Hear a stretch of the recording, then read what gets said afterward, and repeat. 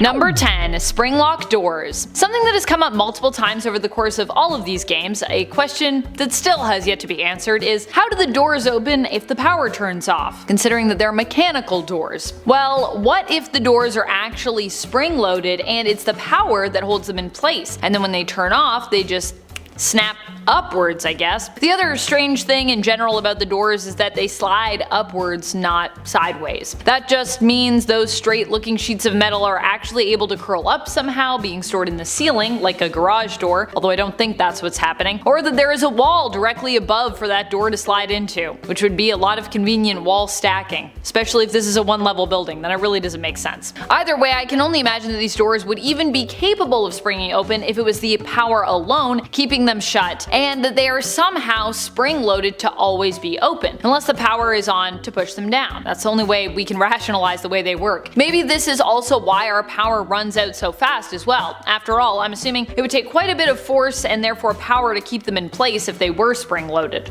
Number 9. Kelsey is Andrew. Kelsey is the new kid in one of the stories from Fazbear Frights, number 3, 1:35 AM. Coincidentally, I think one of my favorite books in the Fazbear Frights series. The story itself is also titled appropriately The New Kid. It centers around Kelsey, who is a new kid at school that everyone likes because he is so friendly and good looking. In the end, Kelsey ends up being betrayed by his new friends that he's made, who try to scare him by taking him to an abandoned Freddy's location and making him dance around in a Springlock golden Freddy suit, which of course malfunctions, killing him. Later on, one of the friends comes back for Kelsey only to get stuck in the suit himself and see a corpse inside that doesn't seem to match Kelsey's appearance. This corpse is noted as having black curly hair, which led many fans of the books to speculate that Kelsey is in fact the vengeful spirit Andrew, who also appears in another story later on in the book series, The Man in Room 1280 from the 5th Fazbear Frights book. In that story, the vengeful spirit, whom many believe to be Andrew, one of the spirits that possesses the Stitch Wraith, appears as a dark boy with curly hair wearing an alligator mask. With a description of his hair matching that of the corpse found inside the Springlock golden Freddy suit, it's easy to see why people think Kelsey is Andrew.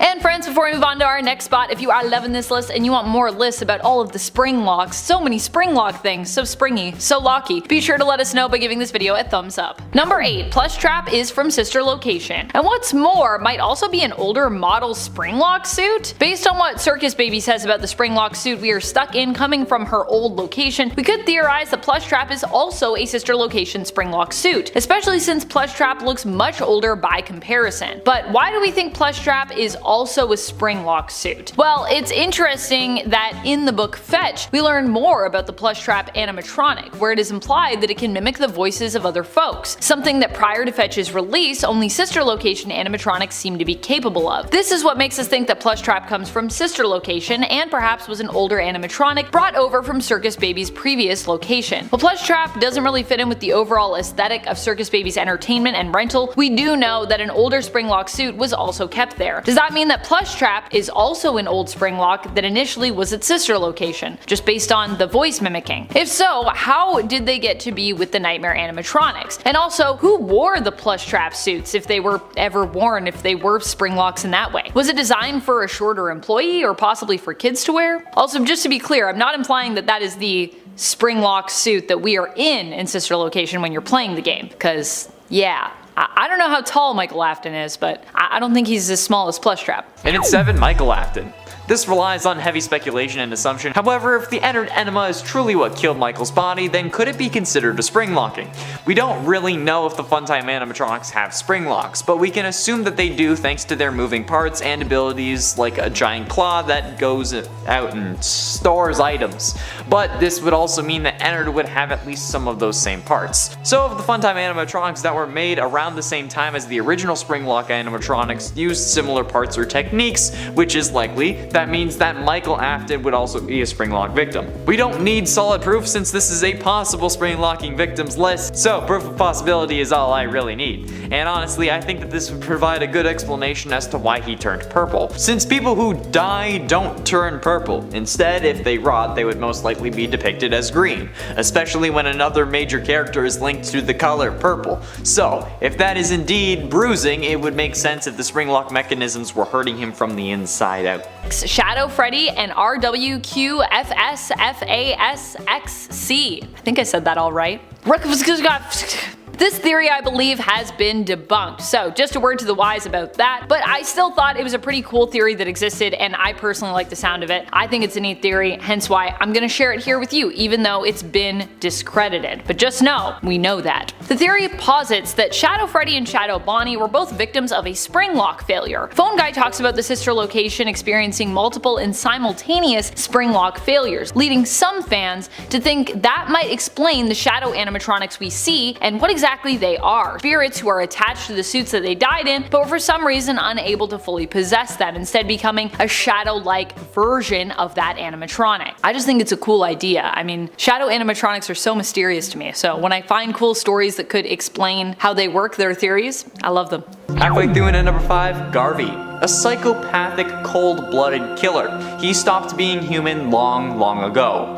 That's how Garvey is described in the extras of Dormitabis, the game from which he hails. Garvey is the penultimate antagonist of Dormitabis, and as a human, he was the man who murdered the missing children. He later went on to get trapped in Spring Bonnie, becoming Springtrap, and then was burnt to a permanent death in the Fazbear Frights fire. Garvey is a more gory version of Springtrap from FNAF 3. However, he is not William Afton, as the game was released before the name reveal, even before FNAF 4. Springtrap, but with hardly any exosuit or animatronic casing, whatever you want to call it. He crawls on all fours and uses his left hand as a foot and his left foot as a hand, like some demonic monkey from hell that Satan didn't sanction the creation of. Just look at this thing and tell me that it shouldn't be on this list. If you do, you'll be lying. Number 4, Bite of 83. We know that Fredbear was the one behind the Bite of 83 based on the minigames we see in FNAF 4, and we also know that CC was the victim of said bite and eventually died of his injuries. But what we don't know is why the bite happened. However, if you look deep into the lore surrounding Springlocks, it feels like a no-brainer here. Sorry, no pun intended, crying child. Sorry about that. We already know that Springlock failures have pretty much been an ongoing problem since the creation of the suits, and we also know that Springlock failures on a massive scale eventually got these kinds of suits retired. So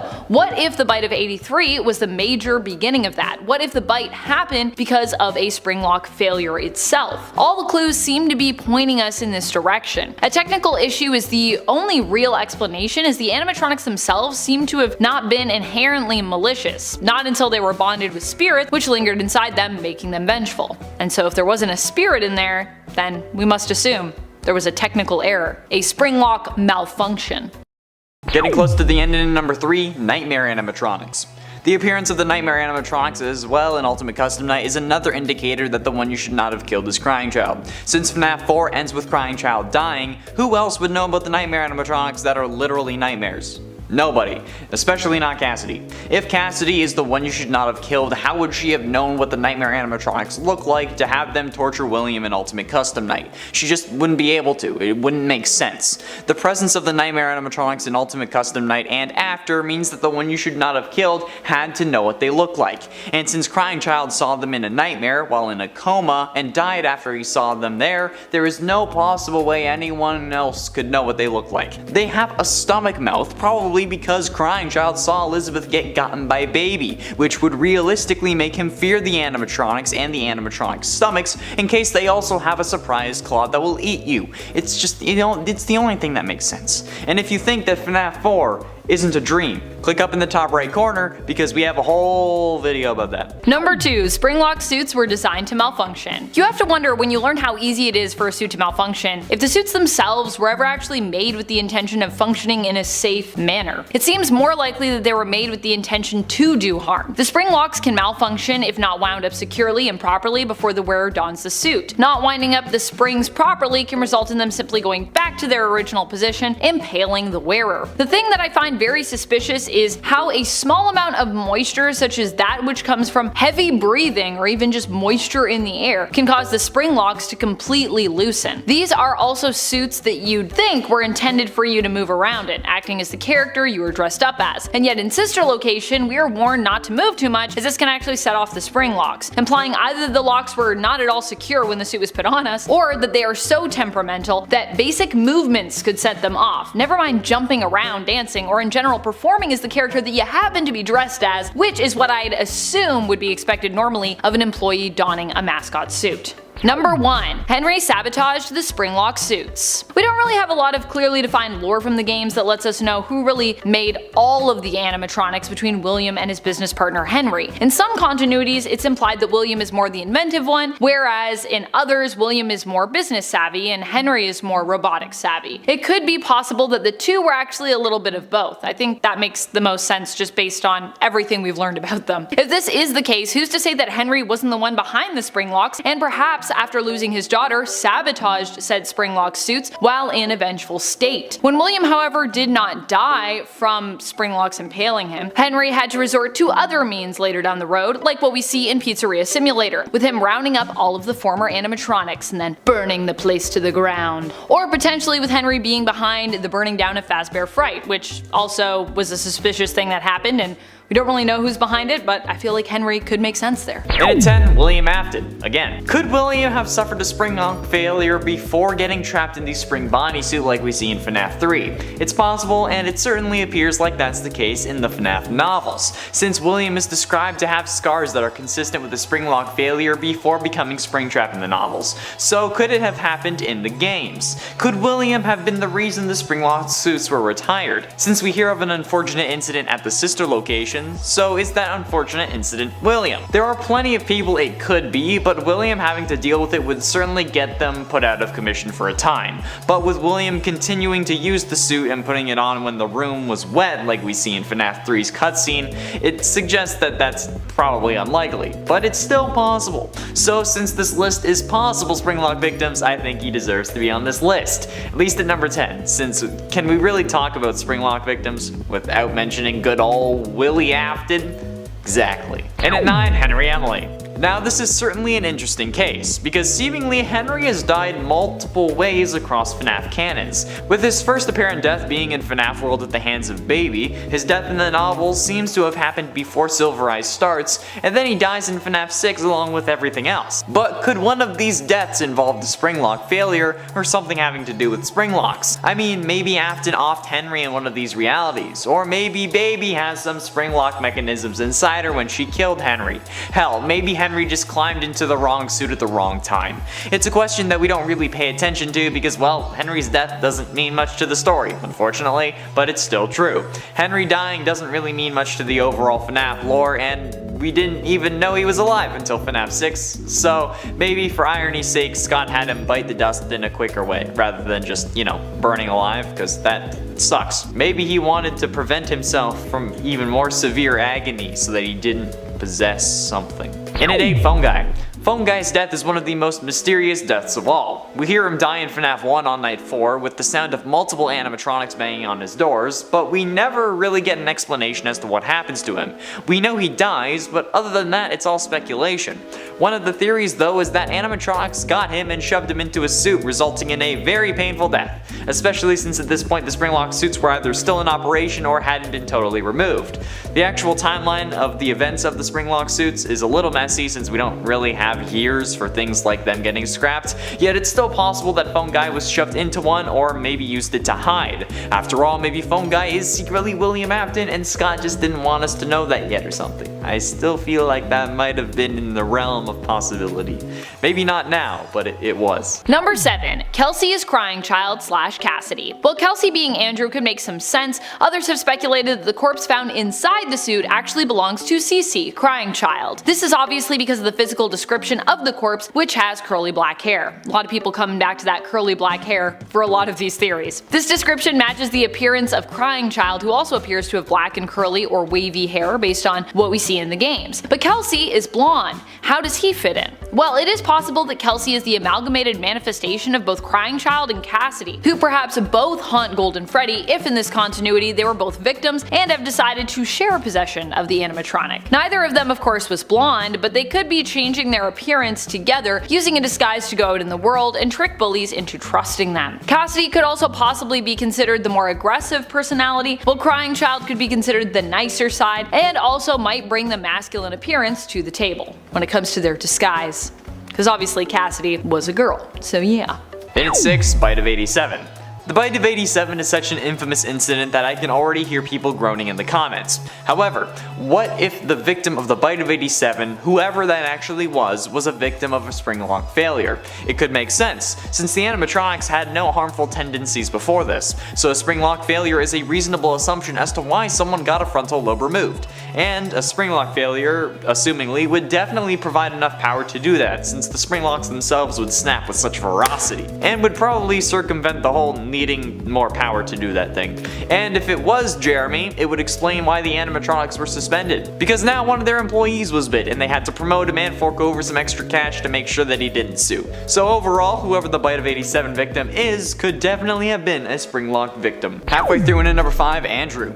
The one you should not have killed ends up making an appearance in the Fazbear Frights books. Well, a version of the character does, since this one is named Andrew and is wearing an alligator mask. However, this version has way more in common with Crying Child than they do with Cassidy. Firstly, they're both male characters with dark hair. Secondly, Andrew at one point appears as a shadow as described in the story, and Nightmare in Ultimate Custom Night says, quote, "The shadow fears me," which could be what this moment in the book was referencing, since Ultimate Custom Night takes place during the events of the Man in Room 1280, only allowing William to wake up when he manages to survive. Either way, Andrew has more in common with Crying Child, which makes sense given that these books are meant to clear things up from the games so that we can move ahead with the lore. So the introduction of Andrew was clearly meant to demonstrate that Crying Child is the one you should not have killed. In at 4, Cassidy.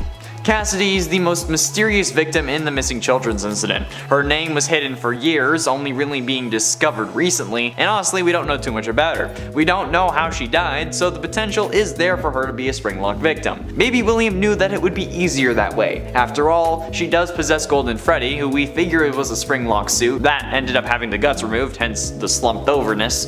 However, if this was the case and Cassidy's body was in that suit, they would have found it when they were gutting him. But maybe William was the one who gutted it, considering how he was the suit technician. And I mean, like, to be fair, for a suit technician, he did miss a fatal flaw with the animatronics that he literally designed, since, you know, he got snapped when the suit was wet. Either way, Cassidy being a Springlock victim would help explain a lot in the series. Just, you know, the hallucinations and whatnot. And at 3, Am I Real? Am I Real, also known as Cake Bear, is presumably the primary and most recurrent antagonist in Dormitabis. Am I Real has 2 different forms. His first form is Cake Bear. Cake Bear's design originated from the Save Him minigame, where he delivered cake to children while a kid is murdered outside. He is the predecessor of both Fredbear and Freddy Fazbear. Cake Bear is a brown bear animatronic that also acts like a Springlock suit that appears in most of the main nights. Although they do look similar, the only similarities he has to Freddy Fazbear in reality is that they both possess a top hat, are brown, have blue eyes, and are a bear. Am I Real's second form is a form that resembles Springtrap, however. This form has a green color much like Springtrap and contains human remains. His right eye socket has gotten bigger on the side and a big hole can be seen on the right side of his head. His top hat has received some withering on it as well, and his lower jaw is slanted and worn down, no longer circular like Cake Bear's. He also has a sizable hole in the right side of his torso, revealing organs. Ha, lovely. Rips and tears cover his arms, revealing more human remains. He also appears to be missing at least 1 finger on his right hand, and it's absolutely terrifying to look at. Of course, 3 out of 10 of these are going to be from Dormitabis. Like, what did you think was gonna happen? Did you watch the Dormitabis animatronics list? And ultimately, in at number 2, Missing Children. Much like the Cassidy situation, the entirety of the missing children involved in the missing children's incident may have been Springlock victims. We're still unsure as the method of extermination that William used on the screaming pests. Sorry, the kids who run around in my building hallways they're still getting to me. If they ever go missing though, these videos are not going to help me. Anyway, we don't know how William dispatched of these kids before shoving them into the suits, and honestly there may not be a way that he killed them before shoving them in. The act of putting them in the suits may very well have been what killed them, which would make sense given that a Springlock incident would be more agonizing than a simple knife to the chest.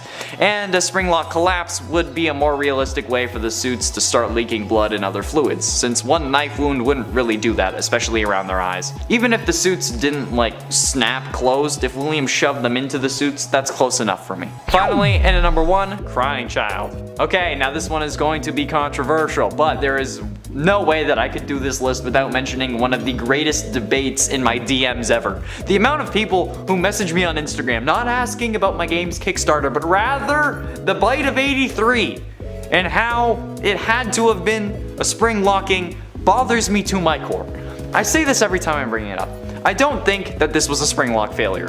That being said, it's still possible, and that's what this list is about. The reason I don't think it was a spring lock failure is because the Fredbear suit was already in animatronic mode, meaning no spring locks would have a chance of failing. Since, keep in mind, a spring lock failure refers to the spring lock mechanism failing to stay open, meaning it snaps back into animatronic mode. That's why it's bad if someone is inside, and there would be no spring lock mechanism in and around the mouth because it would always be in animatronic mode, since the jaw just moves up and down. But nevertheless, it's still a possibility, since logic and physics doesn't seem to apply to the FNAF world, which is made evident by those goddamn doors from FNAF 1. Even if they're electromagnet, they would still be open with power, so if they ran out of power, they would end up closing.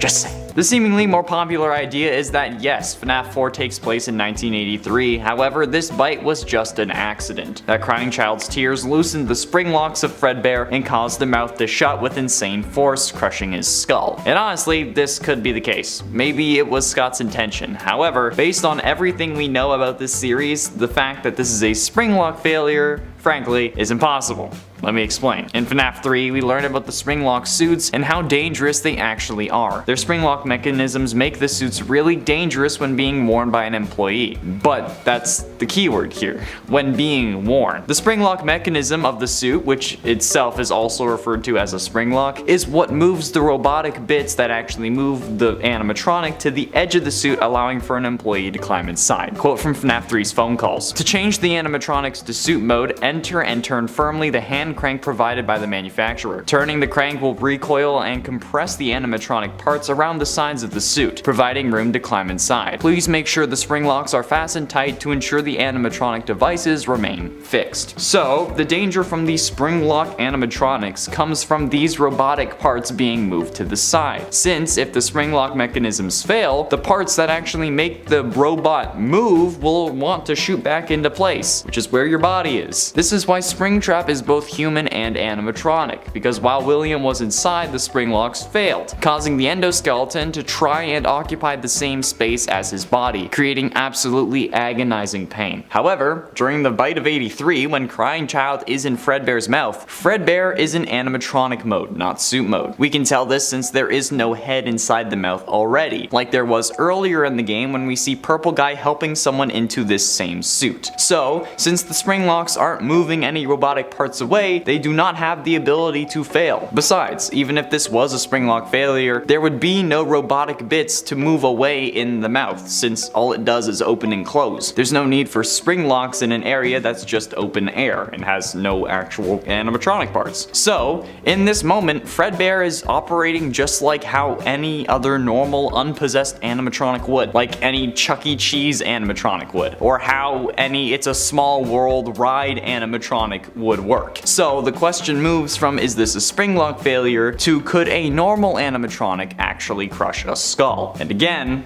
the answer is no. Animatronics, while kept under wraps for the most part, are reliant on pneumatic actuators to move. Basically a piston from Minecraft, but using air pressure to move the pistons up and down. And while this can move a lot of weight, in this case it doesn't need to, okay? We're talking about an animatronic jaw. And as we can see in the same bite clip, the pistons pushing Crying Child's skull are only moving the top 3/4 of Fredbear's face, which means that they can be much smaller and still get the job done. And they are. Because no way you're getting an actuator that can move the leg and then putting it in the jaw. It's not cost effective. And William is a businessman after all. So, what does all this mean? Well, basically, moving the Fredbear head would require around 40 to 50 psi, or pounds per square inch, to actually move, which is far below the required amount to actually crush a skull, which MatPat estimates is around 1900 psi, which in context would mean that the animatronic head was biting down with a force 38 to 47 times the power that would be actually required to move the head. And that's only what's needed to move the head up. Moving it down wouldn't use any force because it's just gravity doing all the work. So how could Crying Child's skull have been crushed? Well, at this point, it would have had to be a super-powered animatronic, which wouldn't make sense unless we remember who we're talking about here. William Afton's goal is to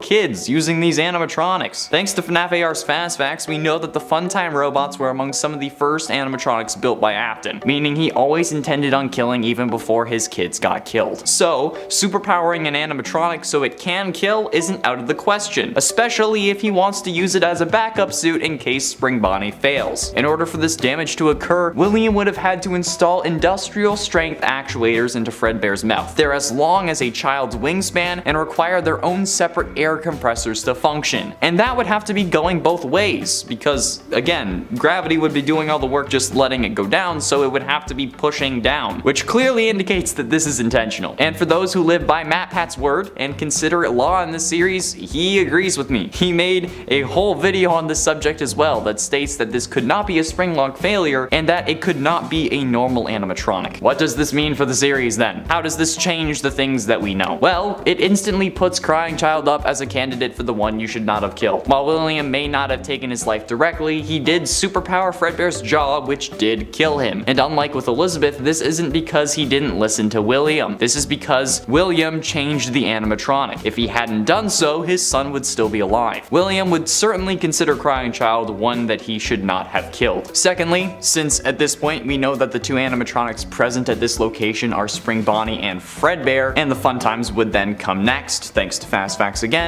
Golden Freddy may not have even been created yet. Scott also used his son's picture for the face of the one you should not have killed in Ultimate Custom Night, which does not feel like a coincidence considering how Crying Child is William's son. And most importantly, Crying Child dies in the hospital after being bit. We hear the flat line at the end of the game as the screen fades, and I doubt that they have that equipment in a Fazbear restaurant, meaning that the Fredbear animatronic and Golden Freddy, if he was even created yet, were nowhere to be seen. This would in turn mean that the Golden Freddy we see jittering at the end of Ultimate Custom Night isn't because of Crying Child possessing the robot, but because that's what he remembers. A golden bear animatronic is what killed him. It also explains how William is being tormented by the nightmare animatronics that only Crying Child could see in FNAF 4, and why in Midnight Motorist William is orange and not purple, because at the time his son was still alive, meaning he wasn't possessed by him yet, which is where the color purple comes from, and why the orange man was included seemingly at random. Again,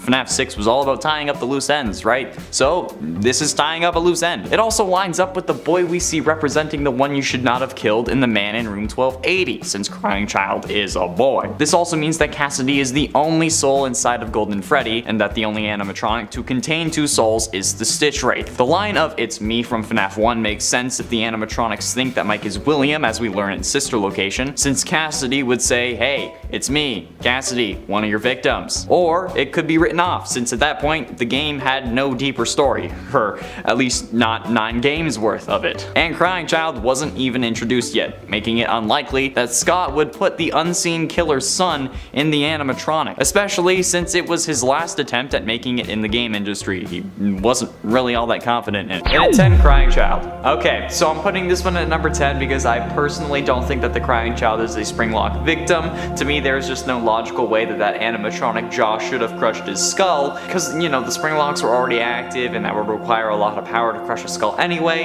However, it is possible that since this is a series about haunted animatronics possessed by spirit metal, that logic kind of gets thrown out the window. So assuming that he is a Springlock victim, that's brutally scary. Being thrown into an animatronic's mouth and crying so much that you make the jaw snap onto your own skull, killing you instantly? Holy crap, that is nightmare fuel. That's why some people are scared of robots or animatronics, and while it may not be realistic, the possibility of it happening is still horrifying to say the least, especially since not even that long ago he lost his sister to Circus Baby, and that's pretty messed up. And I'm sure that Michael, who put the kid in his mouth, as long as, you know, I'm wrong about my theory, he'd be scarred for life, and I think I would be too. Before we move on to number 9, can you do me a favor and smash that like button and subscribe if you haven't yet if you are looking forward to this list. I saw a load of comments asking for it, so this better not flop. If it flops, so help me, you will all have a reckoning. The more likes we get, the more likely we are to do a part 2, and it also helps us against the algorithm almighty and lets us grow the channel, which means more cool vids for you, so you know, it's a win-win, so thank you. And at 9, The Twisted Ones. The Twisted Ones novel starts a year after the Silver Eyes ended, with Charlie in university. One day, however, Clay Burke comes to see Charlie, and for some reason brings her to see a corpse with familiar wounds. This could either be because she would recognize them, or because she was working with the police, or because they had to advance the plot. I don't know, I haven't read the original novels, but I want to.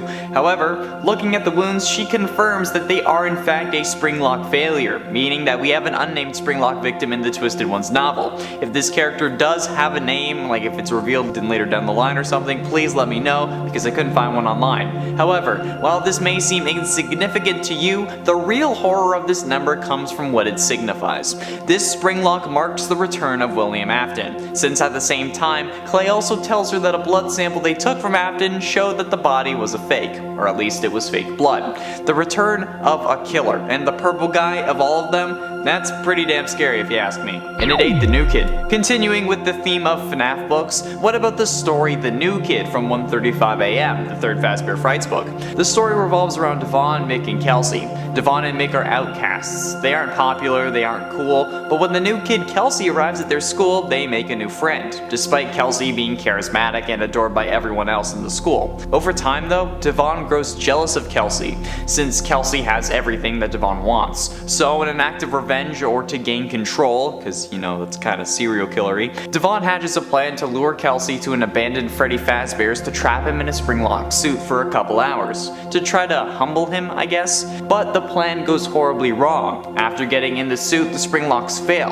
as expected, because you know this is a FNAF book, causing Kelsey's blood to soak into the fur of the animatronic and pool around the ground. Devon and Mick leave Kelsey for dead so that they won't get in trouble, but something doesn't feel right. So a week later, Devon returns to make sure that Kelsey's body is still there, for some reason. He sticks his hand into the animatronic's mouth to feel if it's there, and snap! The Springlocks fail yet again, as per usual, and Devon gets his hand stuck inside the suit and bleeds out, but not before seeing a body in the suit, but with black hair instead of Kelsey's blonde hair.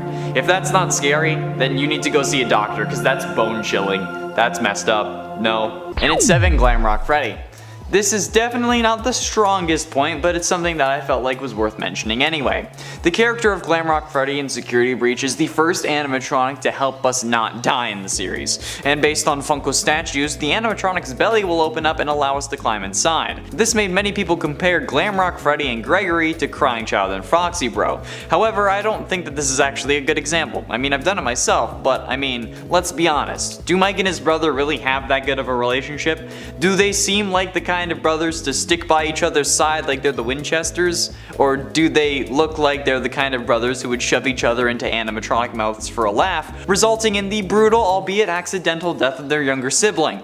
Exactly. Instead, what if this hiding inside the animatronic thing is actually meant to be representing William in Crying Child? It could make sense, given that Crying Child would have thought his dad was trying to help him at first too, only to feel betrayed when he realized what was actually going on. And William is the only other character we know to have someone hiding inside them other than other animatronics. Just saying. And at 6, Grim Chica. The first Springlock victim in the Final Night series, Grim Chica is a primary antagonist in Final Nights 3 Nightmares Awoken. Unlike others, she is not a Reaper animatronic. Grim Chica holds a strong appearance to the Springlock suit on the poster in the Night 3 cutscene, but her faceplates are very hard to spot and she's almost entirely purple. She really resembles Toy Chica. The glowing accents inside of her resemble a human corpse. She lacks a bib unlike the original Chica, and her overall body is very slim like the original Toy Chica, except for her hips, which appear to be much wider. Got the baby birth in hips. I regret that immediately. And she lacks shoulders or upper arms, with her forearms protruding from her armpits. Grim Chica is also revealed to be a Springlock victim in the museum level, saying, quote, "A victim of a Springlock failure, forever forced to haunt the suit she is wearing, now being manipulated by your sister and mother. Tried spray on tan, still very pale." Why is that so relatable to me? Like, no matter what I do, I'll always be pale and pasty. Not the whole being manipulated by your sister and mother thing. That's weird. But like, I'm okay with forever being pasty. However, I did rank this above Grim Foxy because like, it's Chica. And look what they did to my girl Chica. I'm sorry, Mommy Kentucky, for the transgressions. Number 5. Yellow Suit. In FNAF 2 on night 6, Phone Guy's call reveals that he is surprised you came into work at the location, as it is meant to be shut down for a while. He tells you that there was an incident that happened involving the yellow suit in the back, which many have theorized to be the Springlock suit used in the missing children incident, where 5 victims went missing. Some even think that this phone call is referring to that incident. Phone Guy claims that someone wore the yellow suit, and ever since, the animatronics have been acting strangely. Is it because they had victims stuffed into them, and possibly because those victims' souls are making the animatronics behave more aggressively because they're possessing them? I don't know, but it makes sense. And at 4, Golden Call. As a human when alive, Golden Call's name was Kyle. However, he is now a Springlock victim stuck inside a Golden Freddy Springlock suit. Golden Call has the typical rundown Springlock suit vibe, similar to Springtrap. However, this is even more gruesome. His left ear is bent, he has guts coming out of basically every hole in his body, human eyes are hanging out of the animatronic's eye sockets. He's even missing exosuit on his right foot, and the character is holding a flesh-colored, at least it's flesh-colored, it may be even fully a flesh phone in his right hand that stays stuck to his head via more flesh or blood strands connecting to the side of his head. It's horrifying, dude. This is a monstrosity. And looking at his age on the wiki, Kyle was only 5 when he got Springlocked, which is absolutely nuts and just flat out horrible. So unfortunate, man. He was supposed to be the next best Fortnite player.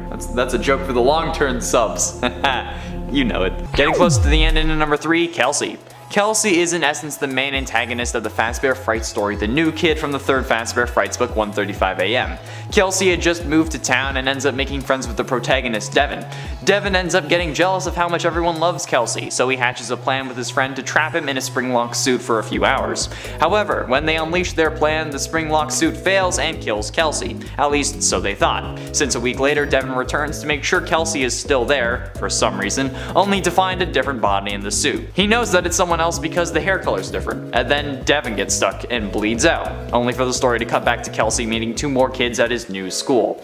This is an interesting story because while Kelsey did get Springlocked, he ended up being fine. So what happened? Some think that Kelsey is a ghost, while some think that he's the one you should not have killed. But no matter what, we all feel like there is a high possibility that Kelsey was a Springlock victim, at least when they were alive. We don't know how and we don't know when, but it's a definite possibility. Penultimately, in at number 2, Springtrap. I believe we all know this story by now. Everything was going well at first. They couldn't pin him down and he was on his way to immortality. Once William discovered Remnant, however, he spiraled.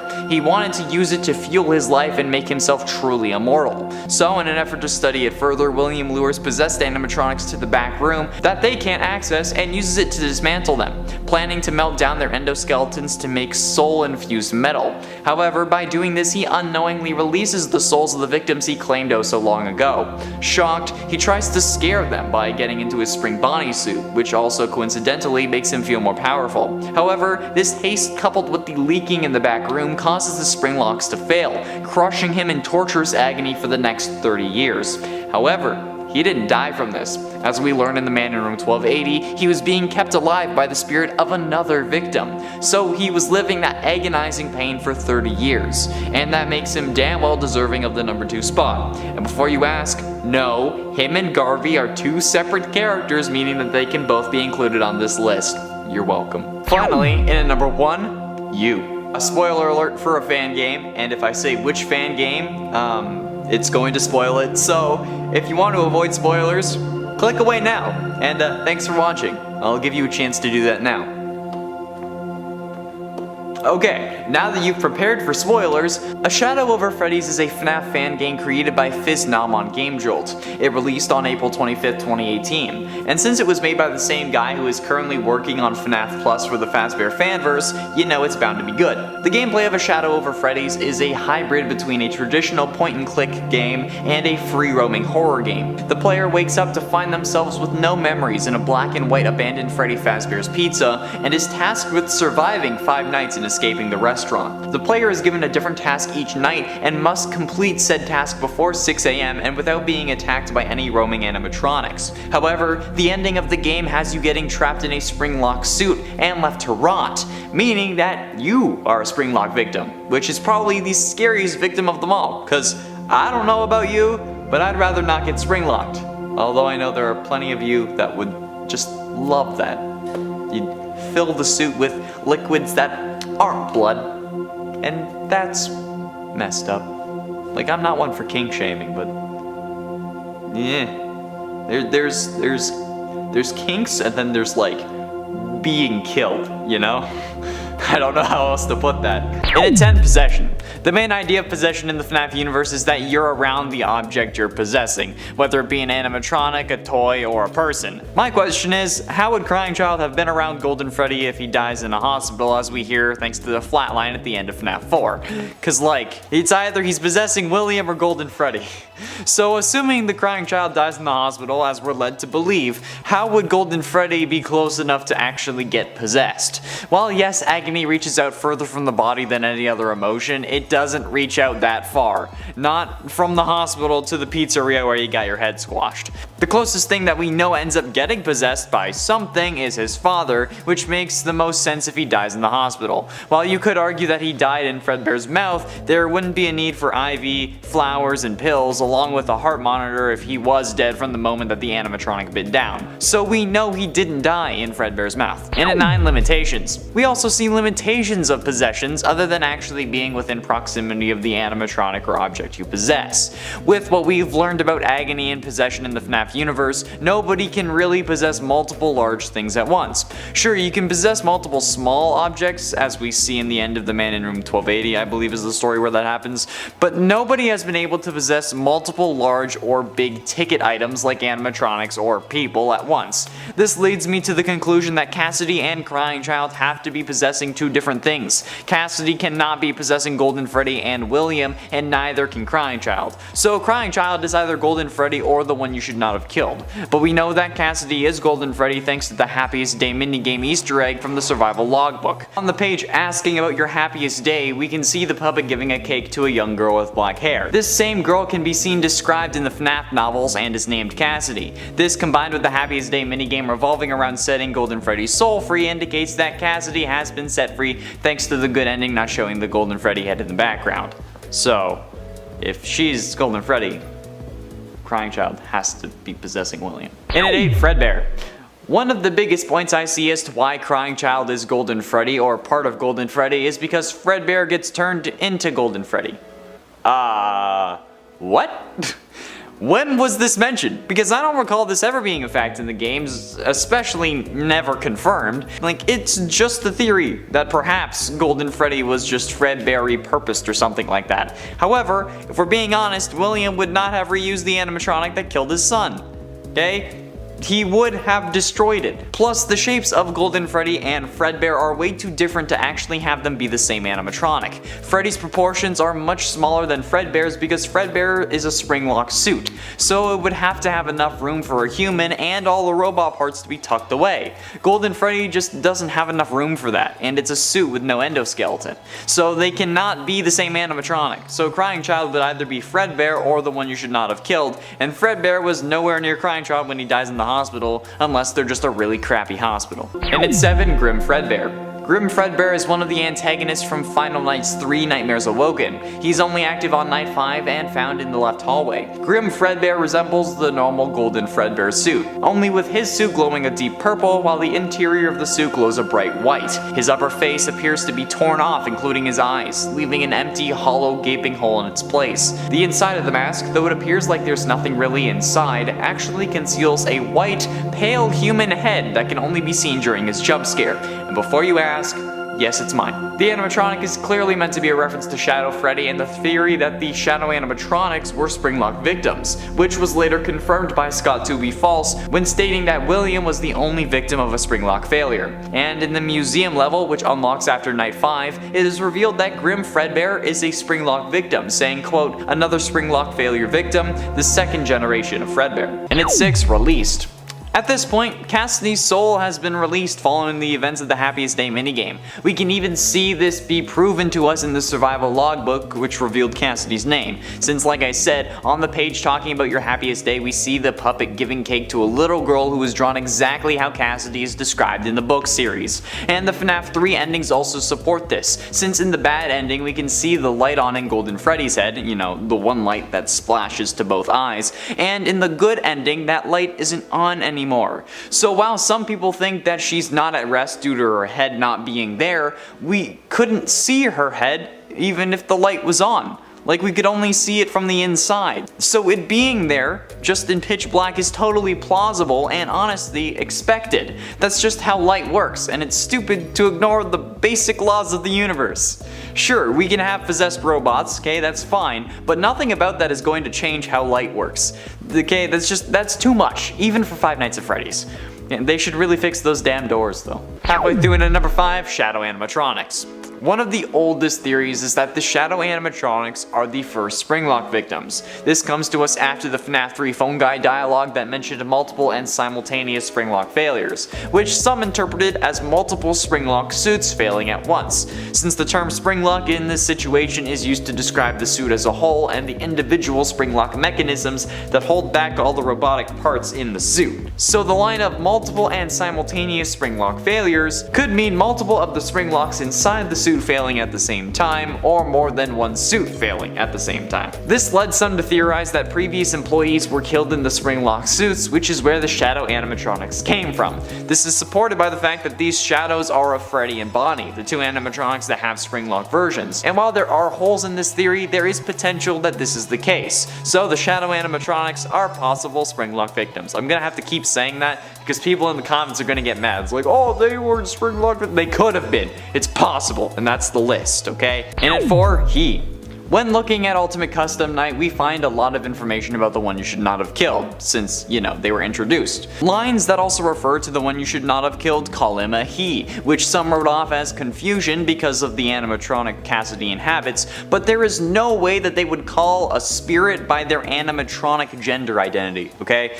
They'd be a spirit, not an animatronic. This has always bothered me.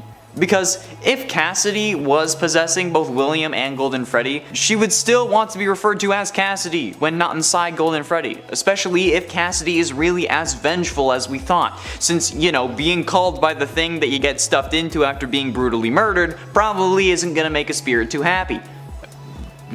Number 3, Funtime Bonnie is a Springlock suit. Funtime Bonnie really only appears in sister location as an empty head, but what if there is something else going on with this animatronic? After all, there is one animatronic who we also don't get a good look at in the game, but who we are pretty familiar with by the end of it, just based on our experiences. That would be the Springlock animatronic that we are stuck in temporarily. While we never see it explicitly, we also never get to see Funtime Bonnie explicitly either. This has led some to theorize that Funtime Bonnie is said Springlock suit and is the older animatronic that Circus Baby was referring to. The only thing that seems odd is how new we'd imagine Funtime Bonnie to look, but then again, it's more likely that the animatronics at sister location are actually really old and have just been well maintained and possibly refurbished, and possibly, you know, hidden away there. After all, Circus Baby's Pizza World seems to be one of the first locations, I think. This timeline is hard to keep track of, so forgive me if I'm wrong about something that has not actually been confirmed. So I guess we can't really be wrong about much. And ultimately, in at number 2, literary symmetry. Just like how Chuck had Jessica die in the same way as Mary Winchester in Supernatural, it seems that Scott Cawthon is taking that same idea and applying it to Five Nights at Freddy's. Also, can you tell I've been watching a lot of Supernatural?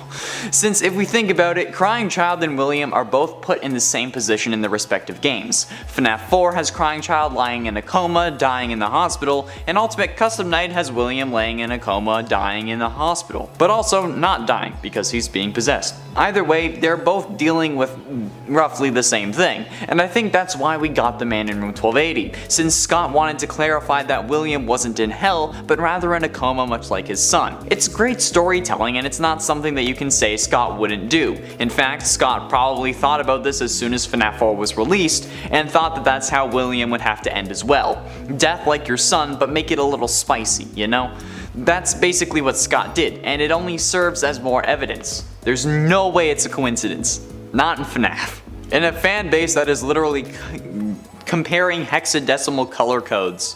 There's no way that's a coincidence. Finally, in at number 1, Ultimate Custom Night voice lines. Finally, we come to one of the biggest pieces of evidence I feel proves that Crying Child is the one you should not have killed. So it's pretty well established at this point that in Ultimate Custom Night, the death lines are just the animatronics repeating what the one you should not have killed says, as we can see with the mediocre melodies, because we can hear the one you should not have killed behind them. And the voice casting was supposed to work as a young boy or a young girl. However, a majority of these lines end up having something to do with Crying Child. This is even more pertinent since we don't know a lot about Cassidy, so these being personalized is a very important detail. And then we have the addition of lines like, I am remade, but not by you, by the one you should not have killed, and I have always been hiding in your shadow, and most importantly, let me put you back together and take you apart all over again. All of these are references to the Crying Child. I Am Remade references William's promise to put his son back together as his child, and as his child, Crying Child would be in William's shadow to hide, since his father would make him feel protected, at least at first. And I don't think that we need an explanation for let me put you back together, which I guess if you want one, is also a reference to that famous FNAF 4 line. But the thing is, how would anyone else know these things? Cassidy would have no way of knowing, and why would they talk about it if they did? Clearly, the one saying these lines has a bone to pick about this, and that person is Crying Child.